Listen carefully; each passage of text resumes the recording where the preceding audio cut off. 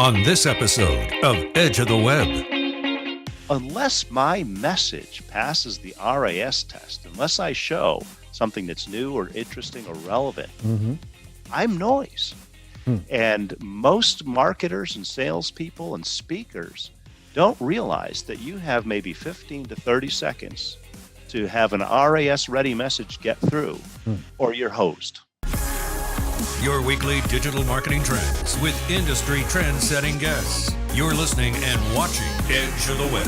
Winners of Best Podcast from the Content Marketing Institute for 2017. Hear and see more at edgeofthewebradio.com. Now, alongside Tom Broadbeck, here's your host, Aaron Sparks. So welcome back, crew, all the edgers out there. Yeah, I'm going to keep on using it, darn it. Hey, welcome back to our show. Thanks for joining us. If you haven't come across Edge of the Web before, thanks for joining it. Hey, this is a great show that, humbly, I should say, that we have a passion of delivering great interviews focused on digital marketers from around the planet. This show is actually produced by Site Strategics at Edge Media Studios in downtown Indianapolis, Indiana, and we're focused on all the latest trends of digital marketing and marketing influencers. You can actually check out our show over at edgeofthewebradio.com. That's edgeofthewebradio.com. Again, we're powered by Site Strategics, the title sponsor of the show, our marketing firm, and we're focused on the agile digital marketing strategy and execution. If you're interested in what agile is, just give us a shout. Go over to sitestrategics.com. SITE strategics.com, and go ahead and give us a quick call or just jump into our contact form. We'd be happy to have a conversation about what Agile means and what possibly we can bring to the table for your digital marketing success.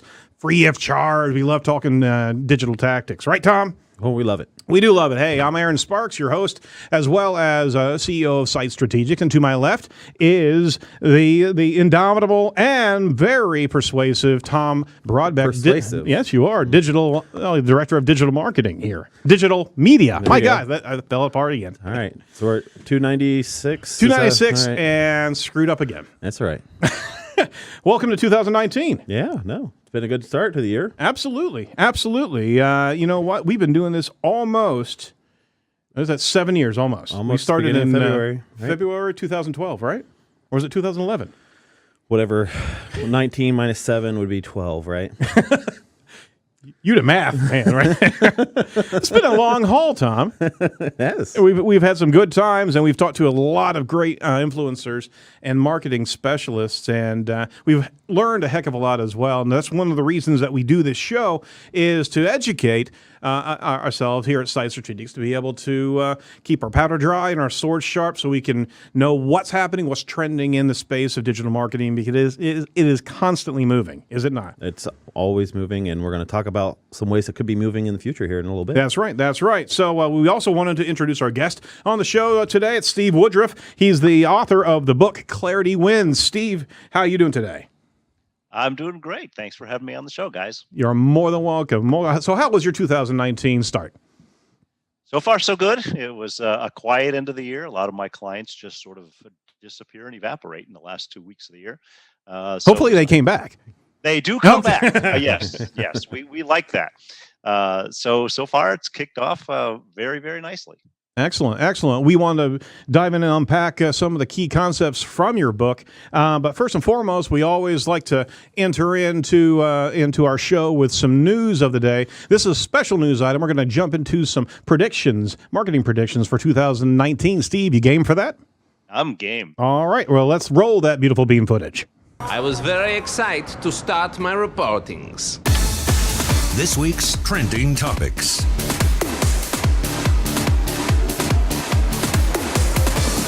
All right. So from Social Media Examiner, Lisa D. Jenkins actually gives us 10 and a half, maybe 10, maybe 11, maybe 12 marketing predictions from 2019 from top marketers. And I got to say, just out of the gate, it's almost like a Colleagues of Edge show, I'm proud to say, because about 3/4 of the marketers are contributing into that article. Right, Tom? Yeah, absolutely. Yeah. So the first one here is from Mitch Joel, who I did have scheduled on the show, but some scheduling things came up. So he's a half, I could say. He talks a lot about, he predicts that a lot smart audio, or he titled it Smart Audio Requires Integration. So pretty much he says audio will play a bigger role with smart devices, our home devices and the echoes and that sort of thing. And I think I should have pulled it up, but Google Home expects to be in some crazy number of devices in the next year with their Google Assistant. And here he's mentioned that 84% of Amazon Echo's users are satisfied. 28% of smart speaker owners buy things from them. Boy, that's a big number I'd like to challenge. Yeah, I know. Amazon smart speakers reach 15% of U.S. homes, and over 1 billion devices provide voice assistant access today. So that area is just obviously going to continue to grow and grow, and it'll be interesting to see how that technology continues to grow with that. It's actually turned into a PA system into my house. Yeah, that's a good feature of it. 2 of the kids just got dots. So I'm sorry to say, but we've got dots in all the kids' rooms, just to not only let them know when dinner is, but also we can drop in on them. Yeah. Are you able to listen? Yes, we are. Via that? Yeah. Nice. And I've heard some messed up conversation. Like the 2 youngest brothers, hey, don't cry or we'll get in trouble. What is that? Big brother, big daddy, big brother, all the same. So, Steve, what do you think about that first prediction on the voice search and the smart speakers? It's a no-brainer prediction. Yeah. I have to admit, I tend to try to keep in touch with trends. And the smart speaker thing took me by surprise a couple of years ago. I did not see it coming. I thought that this was a nice toy. I had realized years ago, just from watching Star Trek, and just from common sense, that voice-activated computing was the way it would go. Sure. I just was not looking at these little utility devices being the way in. And it turns out those were the Trojan horses that got it in there. So I think they will continue to expand, and then we're going to have some more privacy disasters. Absolutely. And there will be some retrenching. Oh, you better believe it. And I mean, the subtle, not so subtle play, actually, but the win for digital marketers and companies far and wide are the listening tools of these speakers that can then turn into programmatic changes in your marketing. So literally, audiences around the world, I mean, if you don't know you're being listened to, I mean, your data is being sold upstream from having those devices in your house. Now, I'm not trying to be conspiratorial. It's the truth. We've seen it. It's been demonstrated. But you know what? That's also a convenience for the consumer. So, be prepared. If you're bringing that into the house, then you're going to have even smarter marketing to you. And that's maybe what consumers want to see. Yeah, and that's what kind of Robert Rose talks about. The second one here. He says first-party data acquisition takes precedence. So he says, I'm all in for bullish content, digital, and the idea of data acquisition, specifically for building audiences. He sees 3 trends developing in content, social, and digital. First is a continued meteoric rise of automation and artificial intelligence. Second trend is the need to scale content-oriented operations. And the third trend is to continued increase of importance of content marketing acquisition of first-party data in the era of GDPR and other privacy laws and regulations that could be coming elsewhere. Thank you. Well, I mean, to your point, Steve, is that there are going to be data breaches and there are going to be privacy issues. We've seen some huge ones in Facebook, obviously, as well as Google Plus just alerted us to a breach at the end of the year regarding their what was the information, like 56 million users had their information available and hacked. Or exploitable. So that's why they're shutting down Google Plus even sooner. There was a fascinating article in the New York Times last week about getting access to all this aggregated data from the phones that are pinging wherever you are. Right. And the ability to track exactly where people were, exactly how long they were there, even if certain apps weren't active. And it was kind of frightening to see how granular that information was. Oh, yeah. And the CEO of Google going before Congress and being asked, can your device track you of your movement inside the room? And he responds, well, not by default. That's like the creepiest response I've ever heard. Let's jump into Seth Godin's prediction. Individuals will reclaim their social independence. And I like this. This is a good, fresh perspective here. He predicts that over the next 2 years, people will put an increasingly anxious focus on their social media standing. Then, one by one, they'll realize it's not in their interest. They have, in fact, become pawns in the system that views them as a product, not the customer.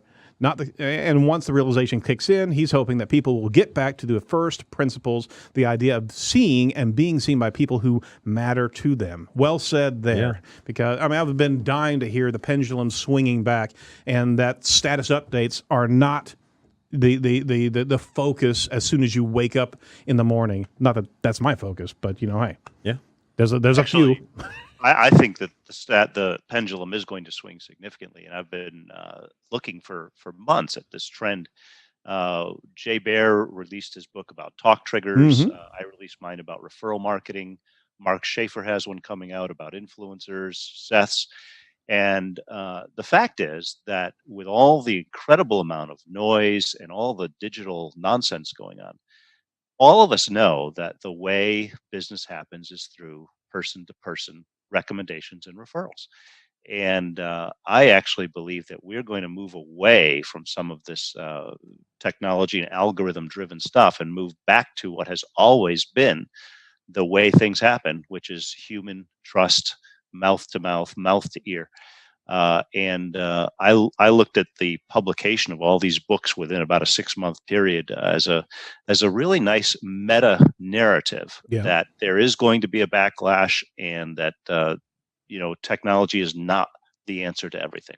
No, you're absolutely right, and I think that needs to be embraced culture wide, and not just for goal for marketing and influencing, but this is permeating all walks of life. And I was just having a conversation with my daughter who goes to high school that there's such a technological crutch. The students are throwing on their earbuds and isolating themselves from the rest of the world. They're certainly not learning any type of social interaction. And man, that has to be uprooted, because we're going to be growing adults that have no idea how to communicate.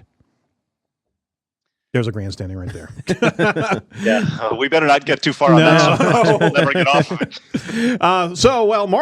Mark Schaefer actually jumped in there into this article and talked about brands must return social to social media. He's actually talking about a number of points. Conversations have given way to broadcasting content. Social media became an IT function and was automated to the point of being soulless. Humans with personalities and names were replaced by corporate personas and branded voices. And he's just going to go through the litany of where we've been. Success was measured in clicks rather than in relationships and loyalty. And social media's primary role evolved to become a place to weaponize influencers. So his thoughts are that in 2019 and the future, it's time to take back social marketing from the IT department. It's a funny sentence in its own right. And provide relevant human connections, form reliable and trustworthy communication channels, express shared ideas, display human emotions, and create unique, entertaining experiences. The list goes on and on of things that are going to be shifting. And boy, that's a whole other thing. You kind of look at it from a maturity of marketing, is that everybody can kind of do the lowest common denominator, and then that gets to be noise, and ultimately you're just going to have to get into the space where authenticity is the cornerstone of marketing. And Mark's got it right, hitting the nail on the head right there. Steve, what do you think about that? I got to spend most of a day with Mark late last year, where we were brainstorming this whole idea of where marketing is going, and the backlash and actually the marketing rebellion that's likely to happen, which is going to be the theme of his book. And he and I are to see a lot of the trends, and we both believe that a lot of what we know to be the human aspects of marketing are really going to come back to the surface. And I can't wait to see the rebellion happening. Oh, yeah. It really does tie into the previous prediction as well. I mean, there's going to be a purification of some of the social noise into a good deal more, less chaotic, less frequent, but authentic. I can only hope authentic communications inside social. The next prediction here is from Michael Stelzner, our CEO of Social Media Examiner, and we've not talked to him on the show. We probably should get him in 2019. He says, consumers, whoa, sorry about that. Hello. Hi there. Consumers flock to passive YouTube-type experiences. The pendulum, hey, this is a common thread, is shifting away from active social interactions back to more traditional passive experiences as they begin to detox from social platforms that prompt and expect interactions. They'll shift back to experiences that instead entertain, inform, and educate. That means that people will spend a lot more time listening to podcasts. There you go. Come on, Edgers. Reading and watching videos on platforms like YouTube, Facebook, and will become short duration drive-by experiences for most people. I think that's a very apropos perspective. I think people are getting burnt out on all the interaction that's expected of them, like we're talking about today. Yeah, absolutely. Our church, I'm going to bring it up. Our church does a 21-day fast at the beginning of the year, and so we got he challenged. Obviously, from a religious perspective, it's fast as you don't eat food. But he challenged us to do other things. And so I'm doing a 21-day fast social media just to see how it goes. And tell you what, it's been an eye-opening first 2 days of how often I check social media. My bathroom trips are a lot more boring. It's just crazy. It's just like I realize how much time I'm spending. I have a 2-year-old daughter, and it's like I just want to spend more time with her when I'm at home. And I want books. There's books I want to read. I'm doing a puzzle. Oh, my gosh. I know. It's amazing what you can do when you're not looking at social media, all these things you can do. It's like a drug. It is. It truly is. It's that dopamine injection in the back of your mind, those little tiny drips of dopamine. And wow, it's a whole new world, is it not? It is. Wow. But I'm still, for obviously in our industry, we still have to. Yeah, I was going to say. Still have to get on to schedule a Facebook post for this show and that sort of thing. But definitely significantly dropping social media for the next 21 days. I did not know that. Yeah. You didn't share that with me. Wow. All right. So there we go. We're actually breaking your by having you post social for Edge, you're actually breaking your That's right. You can still use tools to go in and not have to sign into it and make your posts. Right. I'm starting to feel really bad for doing this. I'm on it right now, and I'm not supposed to be. And I'm going to be under church discipline for reading this. Right. That's too funny. All right. Well, we have another prediction from Jay Baer, and this is interesting, especially with the Talk Triggers book that he just released. Brands are going to lean into controversy in an era where it's harder than ever to break through, and every little thing can breed controversy. Some companies are gaining attention by leaning into delicate situations, such as REI closing the doors on Black Friday and asking consumers to opt outside. Nike embracing Colin Kaepernick's role in the fight against police brutality. Salesforce's stand in favor of business tax to help combat San Francisco's homelessness problem. So you're now seeing where a decade ago companies were hesitant and avoiding any type of controversy. They're now starting to step into it, plant their flag, and let the arrows fly. They're going to stand by their particular mantra as it ties into their mission and their value system. And you're starting to see these influencers start doing a number of things that corporations are starting to tie into. Right? You've mentioned the most important part is it has to tie into their existing value system, mission. So if it's just a stunt to make noise, to create controversy for the sake of controversy, and people don't sense that there's a genuineness to it, that's not going to fly.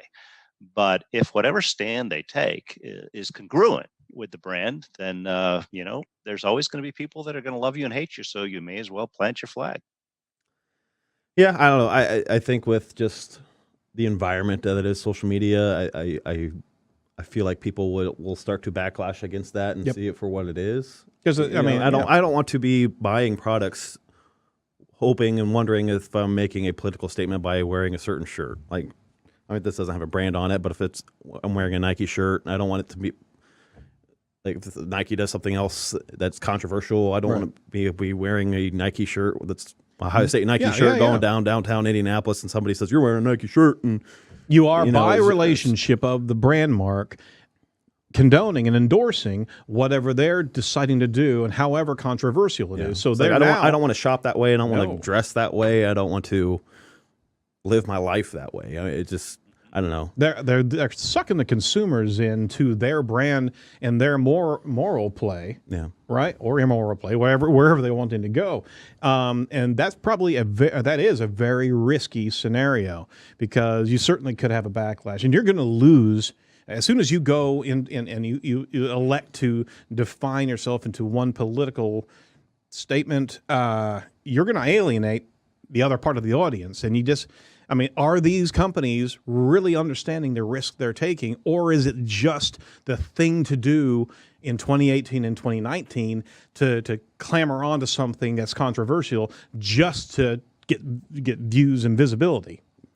Yeah. I think a lot of these companies do understand what they're doing. They are deciding, look, we have a tribe, we have our fans, we know that there are people that are not going to like us, and that's okay. And they are very consciously taking a risk with the sense that we're going to gain more than we lose. They're not stupid. Maybe some of them are stupid. I don't know. But it's not the kind of course I would naturally take. I'm not inclined to go in that direction.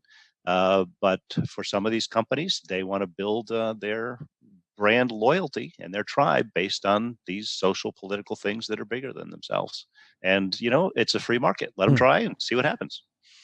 Well, I'll just be sitting at the sidelines and watch things as they careen out of control.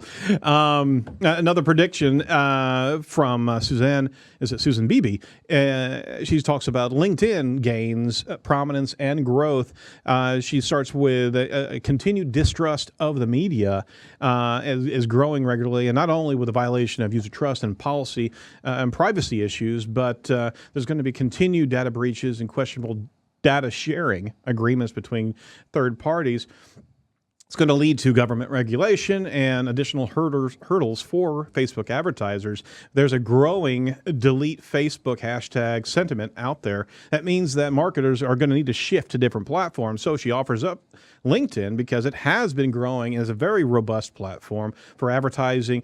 But it also it separates the wheat from the chaff, because it's getting to professionals in a particular professional intake of content, as opposed to Facebook, where it's all over the map and you have the dichotomy of your personal and your professional life. LinkedIn's separation, I think, and she thinks, is going to be connected in, and there's going to be a growth in user and brand engagements due to the professional nature of LinkedIn. User experiences a higher quality of conversation, less political arguing, which will encourage more screen time and ad impressions. All right, so LinkedIn, woohoo!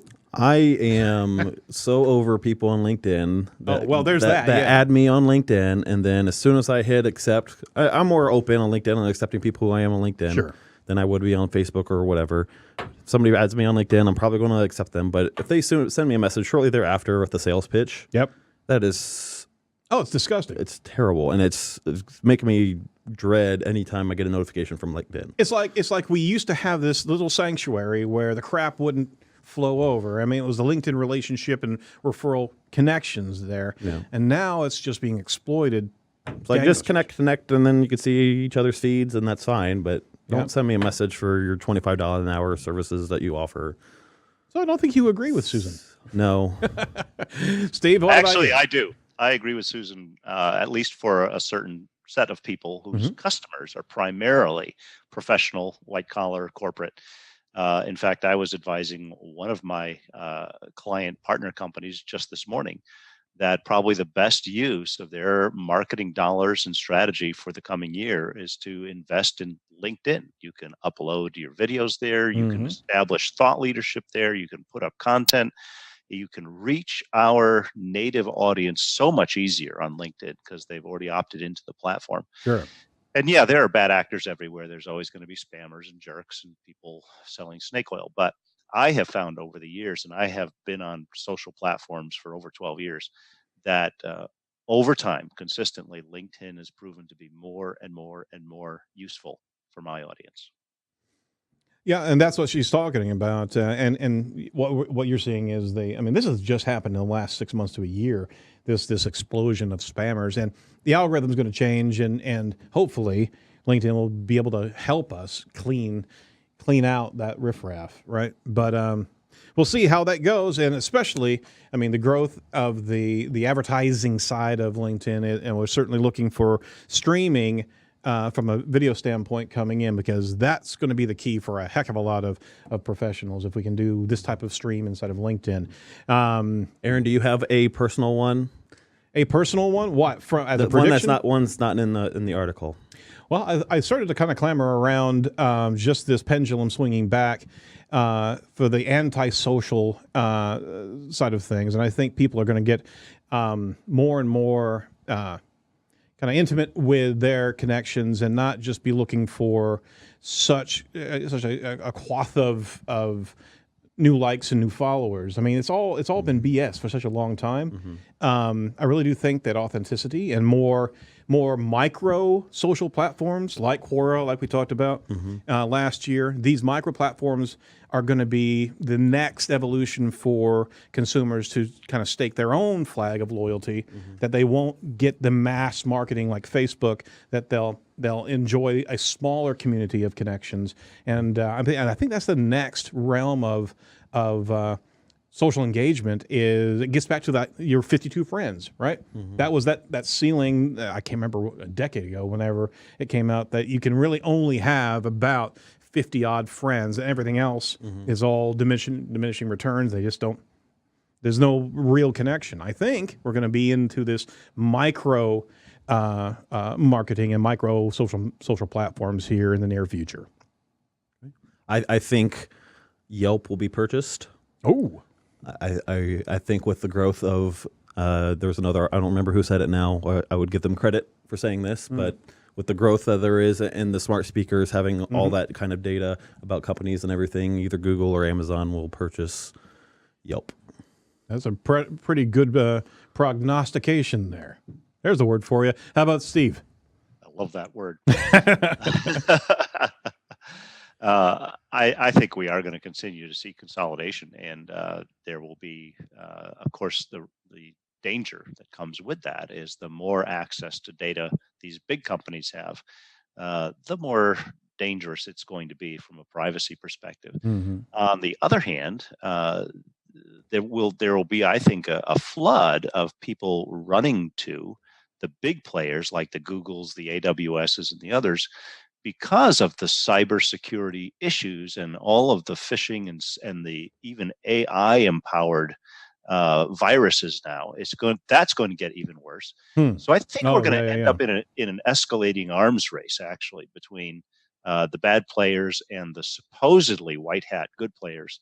But I'm quite concerned of how white those hats really are with our Google's, AWS's, IBM's, and others that provide back end, and maybe the only companies that would have enough technical clout to keep some of the virus stuff and the AI stuff from us. Yeah, that was a scary proposition of hearing more about the AI virus deployments, because that's all of a sudden, if it's thinking and adjusting based on a number of different factors, then, man, my gosh, again, Skynet prediction right there.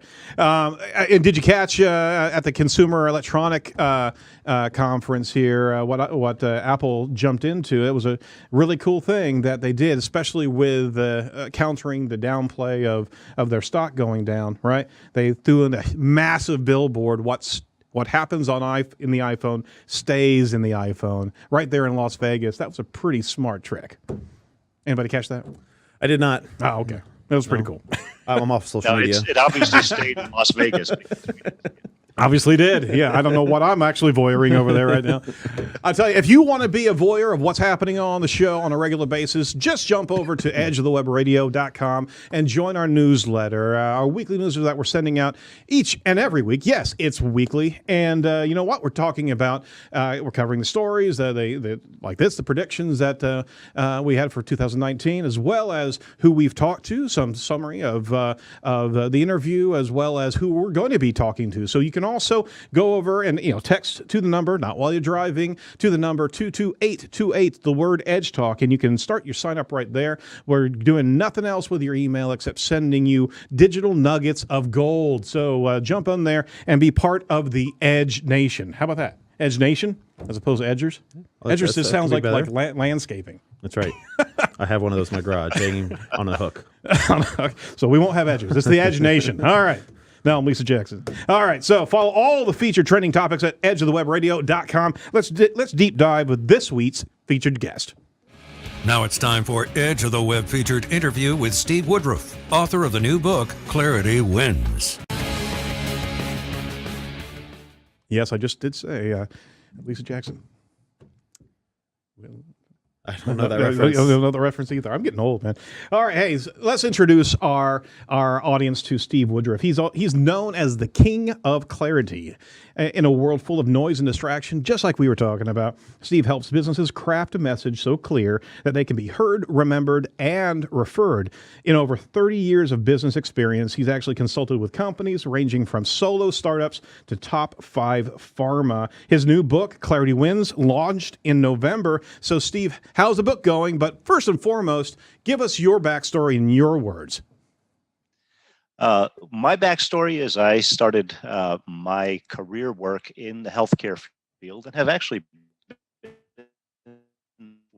over the years. All right. Hold on a second, Steve. Pharmaceuticals. Hold on a second, Steve. Give that to us again because your connection just broke up, and I want to make sure that your introduction or your history is known far and wide. So give it to us again. Okay. So for 30 years, I've been involved in various aspects of the healthcare field in sales, marketing, consulting, technology. And one of the elements that came out of that was I just began to really love the marketing and branding part. And I worked with small companies. And so with a small company, you wear lots of hats. You sell, you market, you consult. And I really did enjoy the branding and marketing. And when I started my own company about 12 years ago, I began meeting with companies to try to help them figure out who they were so I could refer them more intelligently. I created a referral network, paid referral network, which I still run today. And turns out that in a span of a half a day or a day, I could sit down with the leaders of a company and help them figure out exactly who they were, what they were doing, what their message is, who their ideal client was. And this developed into a practice that I now call Clarity Consulting. So I have been doing Clarity for individuals and companies for many years and blogging about it for many years to the point where I had so much material, it was either going to be write a book or I would drown in it. Mm-hmm. So I decided I better write the book. And so that was a good piece of last year, was putting all that information together into a long form, into a book. And it was finally ready for publication in November. And so it's been really great getting that launched and putting all that information in a systematic, relatively short compass. Mm-hmm. And I have found, as many authors have found, that if you've been saying or writing things for years, it's not until it's all put together in one place that people finally get it and say, oh, I see what you've been saying. And I've definitely seen that effect with the book since it's come out. Well, that's excellent. And kudos to you. And this is your first book? This is my first serious book. I did a joint author book with 12 others the year before, kind of a trial run. Oh, cool. I've written some small ebooks, but this was my first real venture at a major business book. And I'd had this boiling inside of me for a long time, but like many people, I felt completely paralyzed at what do you do? What's the process? How do you start? Do you self-publish? Do you do this? Do you do this? And the ignorance that I had about the process was keeping me back from doing it until I found someone who served as my editor, Josh Burnoff, who acted as my Sherpa to bring me through the whole process, to help shape the content, edit the content. And that's what moved it from raw material to a real book. Excellent. I love that word Sherpa. I truly do. So I got my wife a Sherpa coat for Christmas. You did? Yeah. Oh my gosh, that's disgusting. Hopefully it's been washed. I'm saying. All right, so clarity. Let's get to clarity. It could be said, well, I mean, from a business owner position, yeah, I know, I know what we do. We're clear on what we do. From that subjective vantage point of a business owner or marketing team, especially, without a discipline of clarity, right? How do you break through to that kind of cognitive dissonance? So clarity, I view in three dimensions. There's clarity of identity. Okay. An individual and a company has to know really at the core, at the DNA level, here's what we're all about. Many companies are not clear on their identity. They try to do 2 or 3 or 4 different things. Followed is clarity of focus. If we know what we're really best at and what our real identity is, what are we going to do? How are we going to focus our efforts? What are we going to create as an offering and as a package? What is going to be the niche that we're pursuing? And then the third step is clarity of message. How do we take all this material and put it in simple, human-ready, memorable messaging? The kind of messaging that's so simple that I can talk to you and in 15 seconds, you can at least grasp something important about what I do, and you can remember it enough that when you're talking to your neighbor the next day and they talk about their confusion and their brand messed up, and you say, oh, I just met the king of clarity. I'm going to make a referral. And that's what I call the second moment of truth. The first moment of truth is, can I get my point across to you in 30 seconds in simple language? Yep. The second moment of truth is, can you tell somebody about me? Because as we know, referrals are the way to get business. Oh, yeah. And that's why I put all this emphasis on clarity as a tool to gain referrals. And that's a very, very important point. Again, it's the sounding board. You can certainly experience your own clarity, and you can, as a business owner or a marketing professional, you can believe that you've got it down. But the litmus test, if somebody else that's not well-versed and not knowing your exact jargon, if they can actually not repeat, but say it in their own words what you're about, you've been able to accomplish that, right? Now, if you look over my shoulder, you'll see an orange piece of artwork that I have embraced as my own for years from Hugh MacLeod, and it says you can't read the label of the jar you're in. And the fact is that most companies cannot clearly articulate their message because they're so immersed in their own stuff that it's hard to separate the forest from the trees. And we all suffer from what Harvard professor Steven Pinker calls the curse of knowledge. Yep. We know so much that we assume everybody else knows it. And we assume they know our acronyms, our jargon, the problem we're solving. And they don't. People don't know. Even our customers often do not know how to articulate what we do for them. Amen. Our responsibility to create word packages that, and it takes someone from the outside to do it, because we need somebody else to look at all of our stuff and distill it into a clear way of expressing that a normal human can understand. Excellent. That's the obvious truth that it does need to be explained to us regularly, and it's the objective perspective that you're tying into that a lot of companies won't embrace. So you've got an uphill battle a lot of times to be able to communicate that not only truth, but also you've got a whole nother factor. Once you get that beachhead, right? Then you have to actually teach a discipline on how to actually be clear in not only their identity, but also how they go about messaging. Because it's one thing in its own right to, okay, yeah, we've defined that, but by our own practices, by our own habits, we are unclear creatures. Correct. Well, part of the problem is that we have heavy competition in our messaging, which is that every single person that we're talking to is surrounded by a vast amount of noise, digital noise, literal analog noise. Yep. The amount of sensory stimulation that we each are subject to, let alone all the pings of the phone, all the emails coming in. And the way the brain handles this and a little bit of brain science really unlocks the key to clarity. The way the brain handles this is through something called the RAS, the reticular activating system. And the RAS's job is to filter out all the noise and only focus on what's new, what's relevant, what's important, and maybe what's funny or surprising. Okay.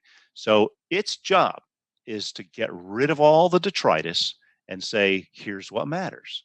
Well, unless my message passes the RAS test, unless I show something that's new or interesting or relevant, I'm noise.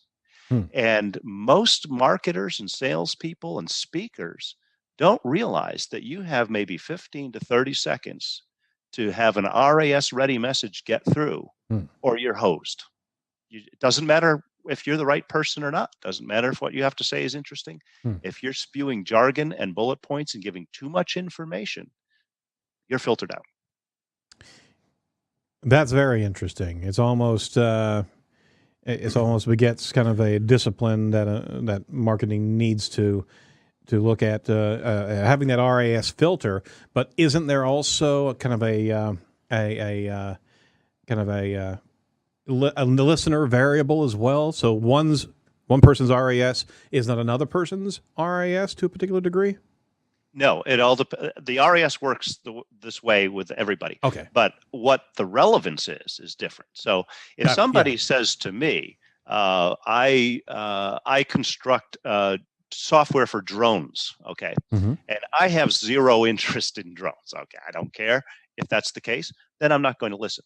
Sure. But if the case is, and it is, that one of my sons is in a college course in Tennessee to become a drone pilot, a 4-year course that's offered at MTSU on drone, now I'm interested.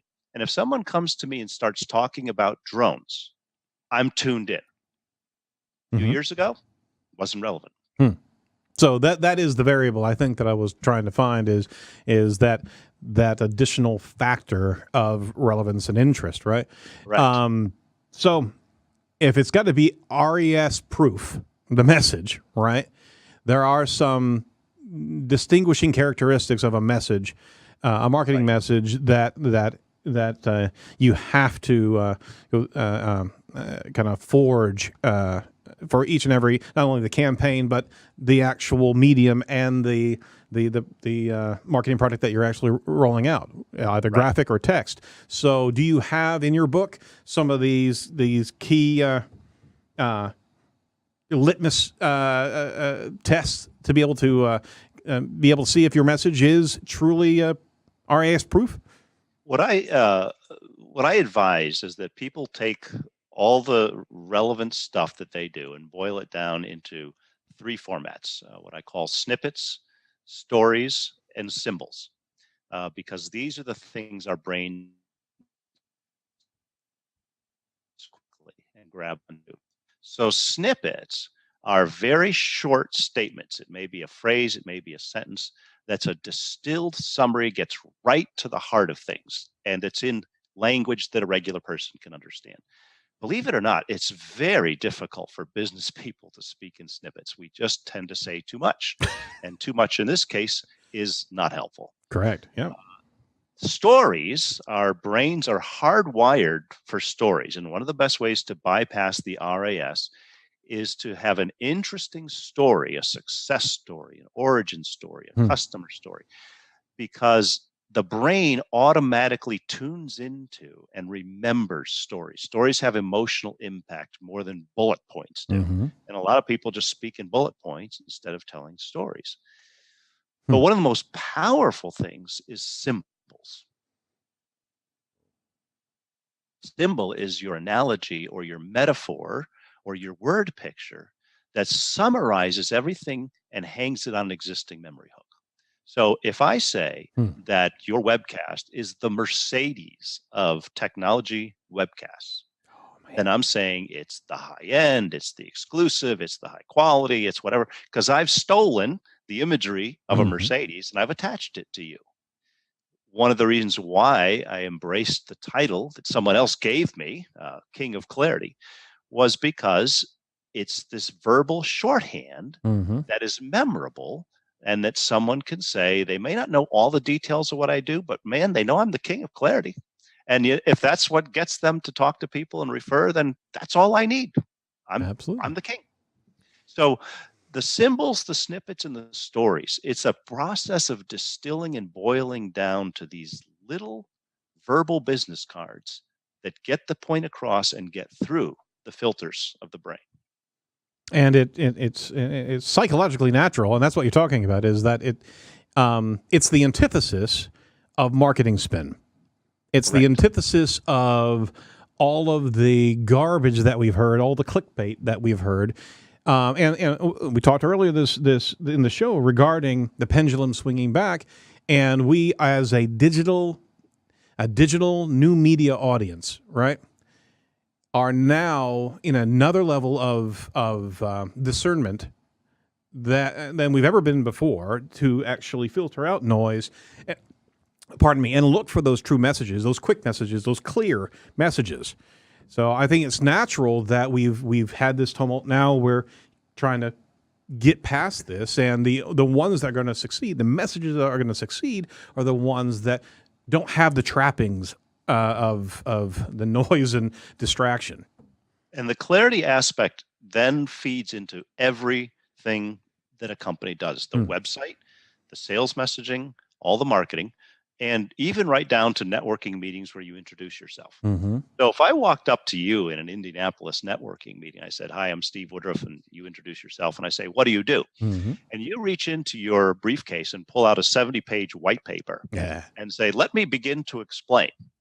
I don't think so. Come on, it's a really good read. Very quickly find someplace else to go, and certainly I'm not going to be referring you to anybody. But it's the same with a website. You come onto a website, and often the idea is we're going to inundate you with as much stuff as you can possibly handle and more, and hopefully you'll click on something you like. That's a horrible approach. You've got to get within 10 or 15 seconds, get something across that's relevant or interesting, or you're just gone. I'm clicking away. So a lot of companies do not have what I call the clarity articles of engagement, the basic, fundamental, clear statements that then pervade everything in the communications outward. Now, that's an outward conversation to consumers. There's also an internal conversation of clarity to employees. That's correct. So and many employees are not fully aligned and engaged because there's not this clear understanding of here are our principles, here's our goal, here's our direction, here's our messaging even. So you'll find many times if you ask an employee, what do you guys do, or who's your ideal client, or what, they don't even know. So it's incumbent on the leadership to have internal clarity that mirrors the external clarity, because these statements of purpose, the what we do, the who we do it for, the why we do it, what's the business pain, the how we do it, what's the differentiator, what's our niche, what's our pigeonhole. If people internally don't know it, then you're already writing off your best possible advocates who are going to grow your company. Absolutely, and it's also a what do you call a Mark Twain, or a benchmark of how clear how you're actually communicating and how it's being perceived by your internal audience, because if you can't get everybody on the same page inside your own organization, you're not going to be able to execute with any degree of certainty a clear and concise message to the outside world. Correct. And one of the primary ways that's done is through.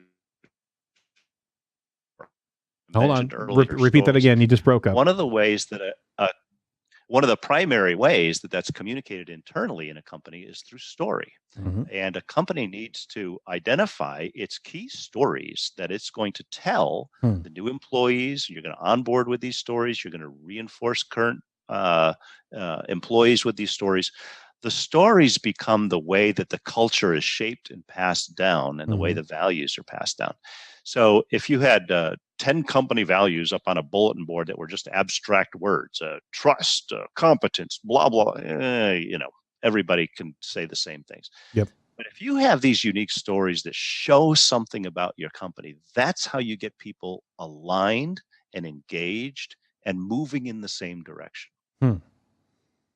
So it's much more than a marketing tactic or even a discipline of communication. It is it's the core foundation of the company. Yeah, it's the keystone. Foundational strategy. Yeah, absolutely. And how plumb you are, I mean, you need to have that mirror, an objective mirror, but you need to come back to that on a regular basis and see if you've moved off mark as well, right? That's correct. I was actually wrestling for the last 2 days. I've been wrestling with the words. Keystone is one of those words that's pretty correct. Creed is another one. Manifesto is another one. And these are things that you do return to, and you say, wait a minute, that isn't a fit for what we do because this is. And if we don't have a this is, then we'll be in reactive mode all the time, and there will be no centralized, no single direction that people can adhere to. I harken back to an interview that we had last year, and we've had a number of heads of marketing organizations be on the show, and one, I can't remember the individual, but one rings clear. Whenever they were taking on a new client, right, they would have their employees not vote so much, but actually see whether or not this met their culture, as opposed to just doing the work and grabbing a hold of whatever company, whatever business that you can get. Does it? I mean, what is a sign of respect to the employees of an organization to be able to give them the choice to be able to work, and if there are any type of red flags, get them connected and bought into what they're going to do for the client. That was a real eye-opening concept, and boy, wouldn't that be great for companies by and large to be able to invest in their employees and their culture that way. If you think, there's a very simple 3-letter word that this kind of boils all the way down to, and that's the word fit. So what kind of work is a fit for us? What kind of employee is a fit for us? What kind of client is a fit for us? What kind of marketplace is a fit for us? The Clarity Manifesto is, this is the fit. And when you do that, now you're saying, and this is not the fit.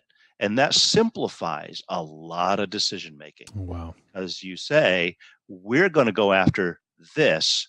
We're not going to go after this, this, and this. It's liberating when people arrive at that level of clarity. It's truly, sometimes you can actually see the weight come off people's shoulders. Wow. They say, that's us right there.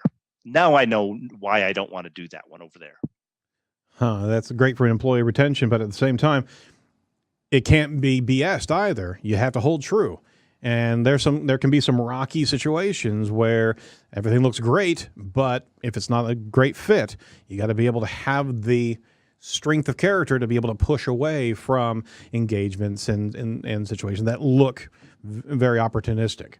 That's right. That's why clarity is not just about having a fancy or a clever marketing campaign. I mean, it feeds into marketing, it feeds into advertising, but that's not what I'm about. I'm about core strategy, core foundational identity, those things that really do serve as the touchstone for the company. That is awesome. Well, I know that we could go hours into this. So this is very intriguing, and it does kind of cut through the marketing BS, and it's almost like marketing spin gets spanked by this concept. You know, this is the grown up way to communicate. Everybody. So with this, can you actually share a successful story that you're proud of with the use of Clarity, either externally or internally or both? So identities will be changed, but this was very recent in speaking with another person that is very much like me, very much into brand and very much into this whole idea of alignment. And because none of us can read the label of the jar we're in, I have a coach that helps me with my clarity, because I get all confused. I could sit and help anybody else, and that's fine, but I can't think clearly about myself. So one of the individuals that I did a podcast with, he later set up a clarity session because, as gifted, as smart, as full of tremendous stories, he was having a hard time articulating the exact creed of the value proposition. And we spent a few hours, and it just, as it always does, after about 90 minutes, it all started to come to the surface, and there it was. And I get the biggest kick out of that, because even the most brilliant marketers still need clarity. And any company, every company, even people in career transition, often are folks I spend time with, because they need clarity of what's my identity, what's the best focus I can have, what's the best marketplace I can go in, what's the best message I can. It's all the same. So whether it's personal branding, whether it's the branding of a consultant, or in one case with a pharma company, we did this exercise with their training department, because the training department did not have a clear identity in the corporation. They were just viewed as order takers, and they had no brand. So we created a brand by narrowing them down to 3 hashtags, that this was the core of the value, entire culture on this branding exercise. And then 2 years later, we did it again, because their responsibilities had grown and their staff had grown. So this works not only just for brand and marketing, but even for something like a department in a company. Yeah, you mentioned marketers and how much of a interesting, but I mean, it is a bit of a conundrum that marketers need this as much as humanly possible. They're probably also the most reluctant to jump in and clear their message up, because they think they've got it. I mean, well, yeah, that's why I tell people, people ask, well, who's your ideal client? And I say, well, okay, 7.5 million on the planet. They probably all need clarity, but that's true. It breaks one of my cardinal rules that you have to define a niche, but the niche is that they're hungry and they're humble.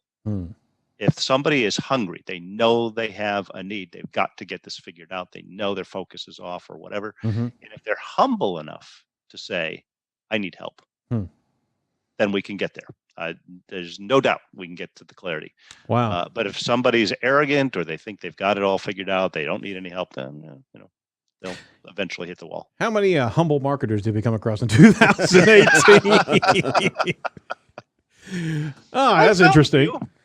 And we know a few, yeah, absolutely, yeah, and we share some relationships, Steve. Well, we certainly appreciate this message and this experience, and we certainly would recommend that our audience, our digital marketing audience, give pause and really have that wherewithal to be able to look at themselves in the mirror. And it's not only for who they are and what they're doing, but they're also doing it for their clients. Correct. And I mean, if they can't define that clarity and message, they need someone like you to be able to go in conjunction and help clear that message up. And it's not user persona and buyer journey crap.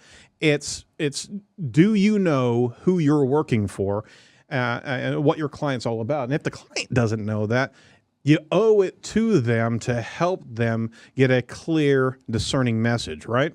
Right. It's one of the things I say is that, look, the client is not responsible for figuring me out. Yeah. It's my responsibility to say, this is exactly what I do, why I do it, who I do it for. I can't rely on somebody else to spend all their brain processing power trying to figure out if I'm the right fit or not. No, that's my job. That's awesome. Hey, well, Steve, we're coming up to the end here, and every time we have an interview, we always ask a couple questions to our guest.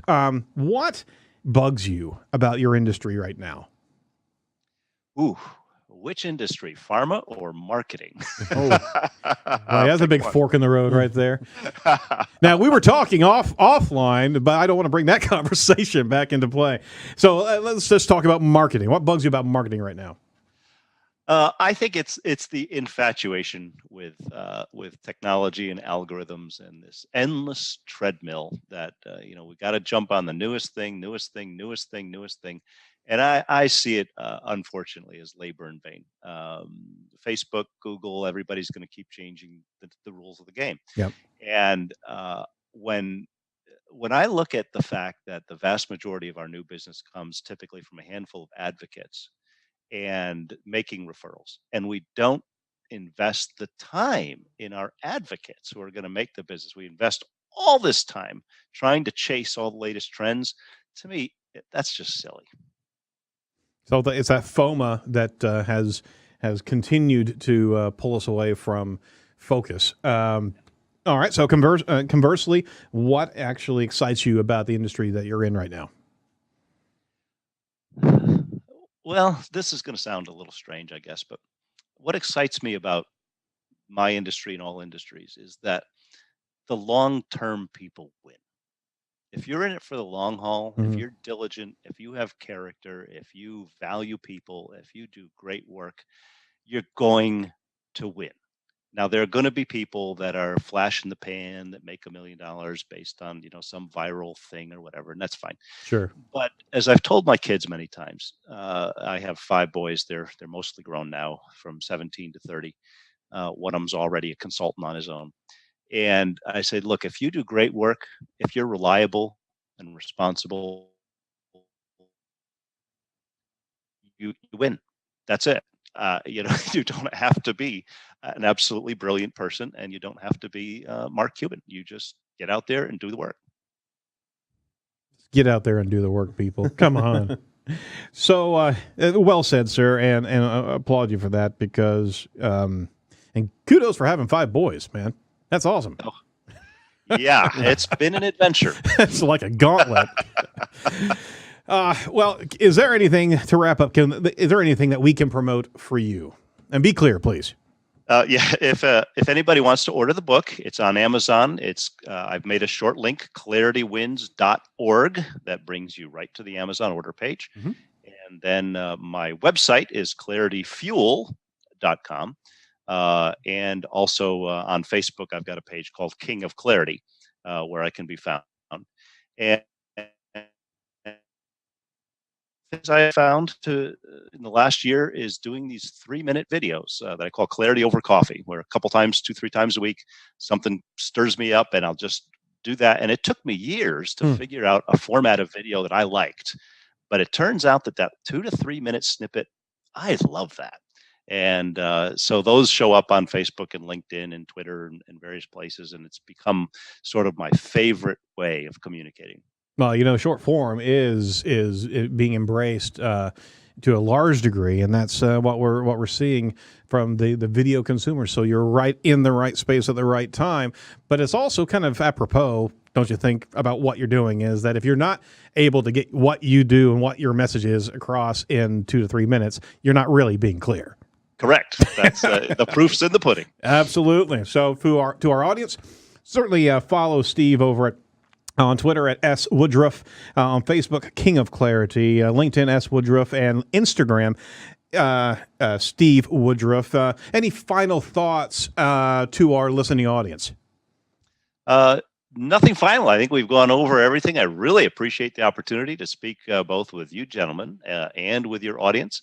And I look forward to hearing from anybody that's needing more clarity. Excellent. So we're going to have all the links in the show notes, and we certainly implore our audience to go connect with Steve and ask him some questions. Yeah. And see what you can do, because we all need some clarity in our life. So thank you so much, Steve, for your time today. It's been a pleasure, and we're certainly going to pick that book up and use it internally as well. We always need some clarity. Thanks for listening to Edge of the Web Radio, and a special thank you to all the colleagues here at Site Strategics, especially our guest, Steve Woodruff. Be sure to check out all the must-see videos over at edgeofthewebradio.com. That's edgeofthewebradio.com. And hey, make sure that you jump into the podcast, and if you like what you hear, give us some ratings and reviews, because that's what helps us bobble to the top of the algorithms in those spaces as well. And who are we going to be talking to? On Thursday we're talking to John Henshaw. He was the former co-founder of Raven Tools. Cool. Now working for CBS Interactive, and he started his own marketing community called Koi Wolf. Excellent. All right, so we're swinging back around. Sorry we couldn't do last Thursday, but we're coming back around, doubling up, and we're having our Thursday show on the regular time as well. So for all of us over at Site Strategics, thanks so much, and do not be a piece of cyber driftwood. We'll talk to you next Thursday, or this Thursday, or coming up.